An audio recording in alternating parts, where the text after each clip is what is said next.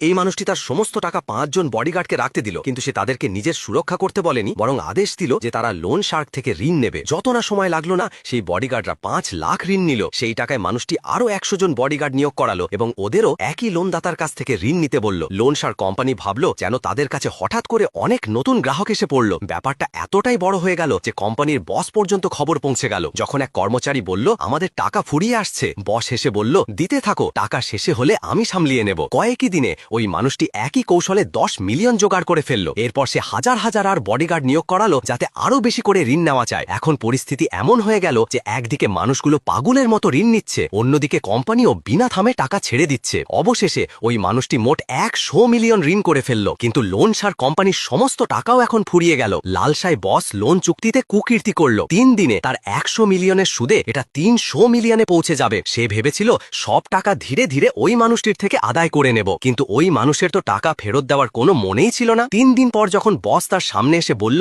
চল আমার 300 মিলিয়ন বের করে দে, মানুষটি কেবল হেসে বলল, ঘুটা ভেঙে বসো আর আমার কাছে ভিক্ষা করো, কারণ এখন আসল বস আমি। রাগে আক্রমণাত্মক বস তার গুন্ডাদের ডাক দিল, একে ধরা, তার সব দাঁত ভেঙে দাও। কিন্তু ওই মানুষটি ঢুকিয়ে মাত্র ইশারা করলো, আর তখনই হাজার হাজার বডিগার্ড ভিড় থেকে এসে উপস্থিত হলো। তারা চারদিক থেকে লোন শার্ক লোকজনকে ঘিরে